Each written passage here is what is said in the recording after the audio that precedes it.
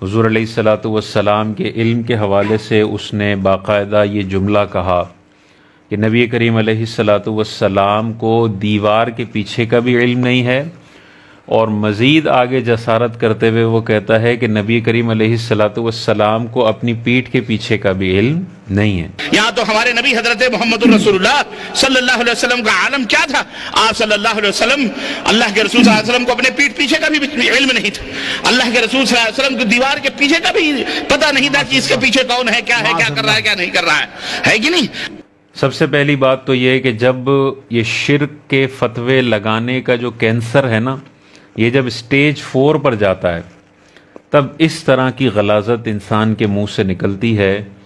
کہ وہ پھر توحید کو ثابت کرنے کے لیے، اللہ کی وحدانیت کو ثابت کرنے کے لیے اس حد تک آگے بڑھتا ہے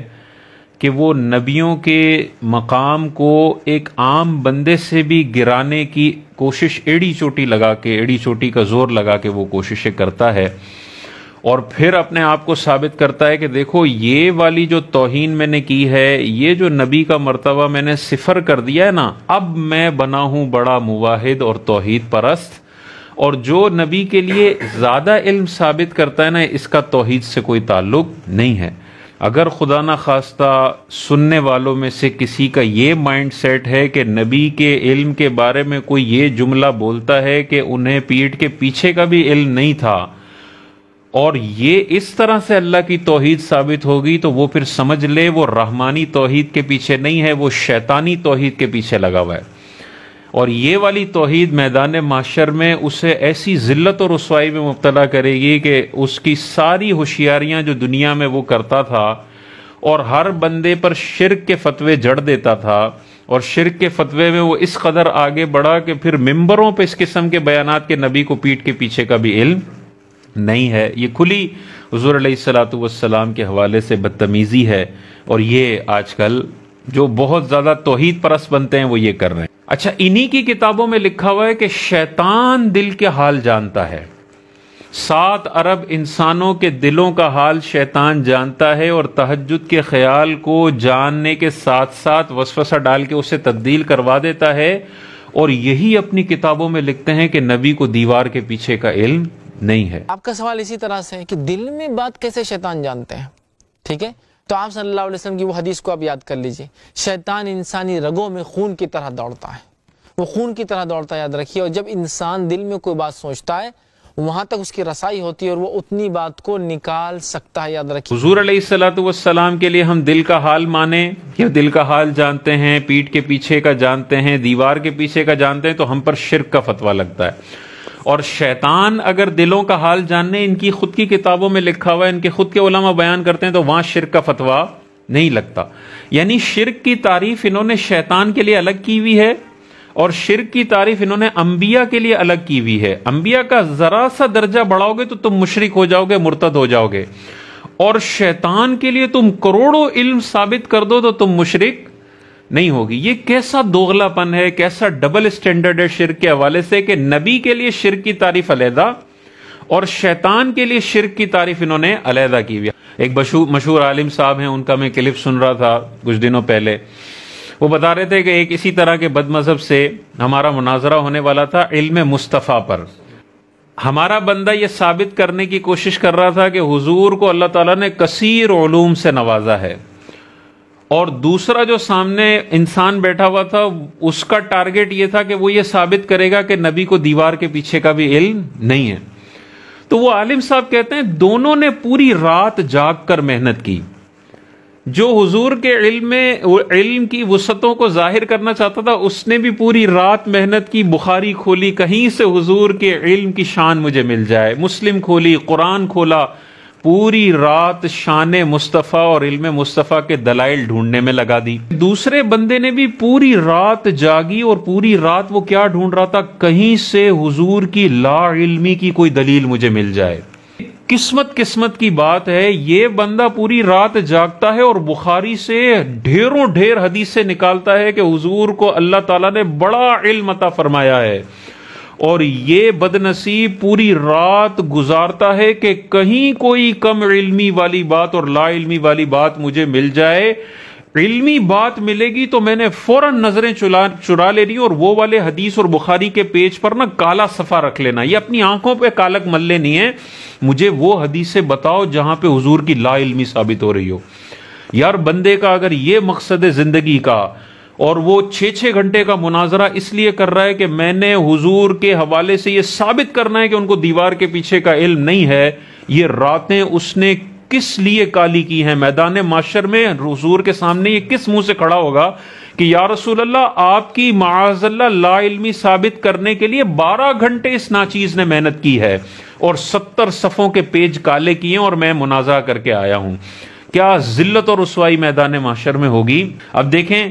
یہ بندہ کہہ رہا ہے حضور کو دیوار کے پیچھے کا علم نہیں ہے، پیٹھ کے پیچھے کا علم نہیں ہے۔ آقا کریم علیہ الصلوۃ والسلام کا مقام و مرتبہ احادیث میں کیسا ذکر ہوا ہے؟ حضور علیہ الصلوۃ والسلام کے حوالے سے بخاری میں یہ حدیث پاک موجود ہے۔ آقا کریم علیہ الصلوۃ والسلام ایک قبر کے پاس سے گزرے اور حضور علیہ الصلوۃ والسلام نے ارشاد فرمایا، 2 قبریں تھیں، حضور علیہ الصلوۃ والسلام نے ارشاد فرمایا ان دونوں قبر والوں کو عذاب ہو رہا ہے اور کسی بڑے گناہ کی وجہ سے نہیں، ان میں سے ایک پیشاب کی چھینٹوں سے نہیں بچتا تھا اور دوسرا چغل خوری کرتا تھا۔ یہ بندہ کہہ رہا ہے دیوار کے پیچھے کا علم نہیں ہے، تاجدار کائنات قبر کی دیواروں کے پیچھے جانتے ہیں بندہ کون ہے، اور جب یہ آج سے 200-300 سال پہلے مرا تھا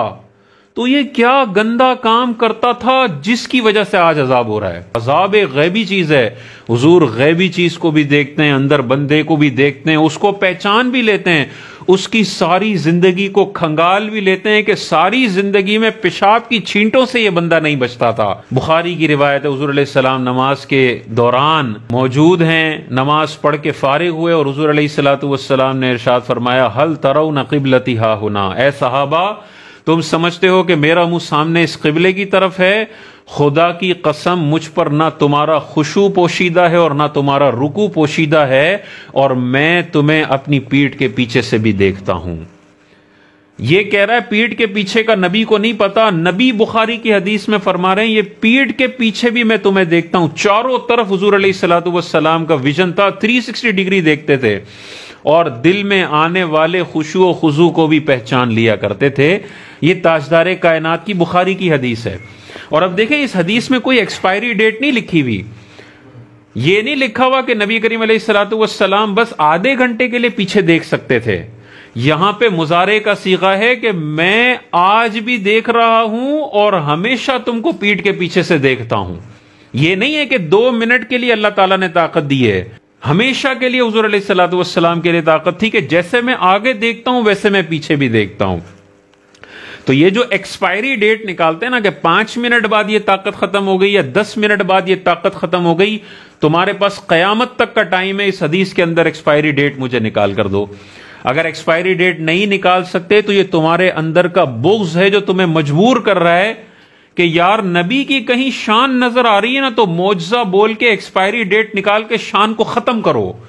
تیری 24 گھنٹے کی یہی مزدوری ہے کہ شان کو ختم کرو ختم کرو ختم کرو، اور ہماری 24 گھنٹے کی یہ مزدوری ہے کہ شان رسالت میں اضافہ کرو اضافہ کرو اور اضافہ کرو۔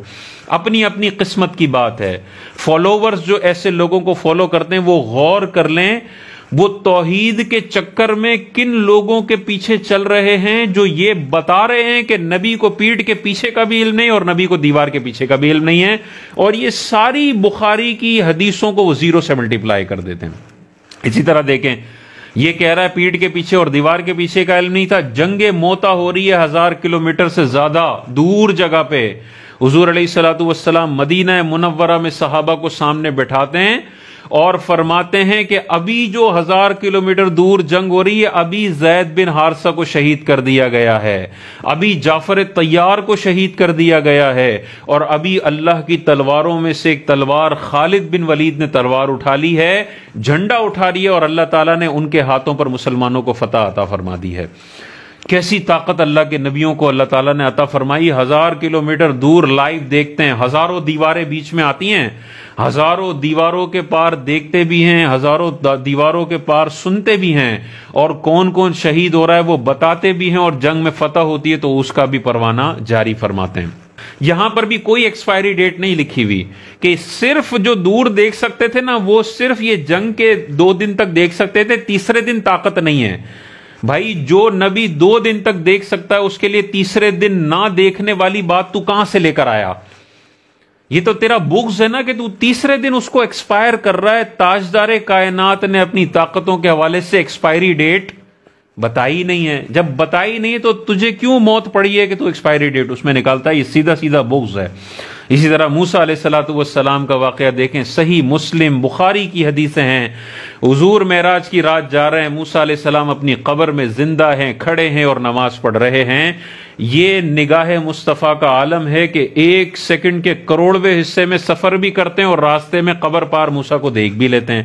یہ کہہ رہا ہے سامنے کی دیوار کے پیچھے نبی نہیں دیکھ سکتے، نبی ہزاروں کلومیٹر دور جا کے موسیٰ کی قبر کو دیکھ سکتے ہیں، وہ موسیٰ جو آج سے ہزاروں سال پہلے وصال فرما چکے ہیں۔ یہ تاجدار کائنات کی نگاہوں کی وسعت ہے، ان بدبختوں کو یہ وسعت نظر نہیں آتی۔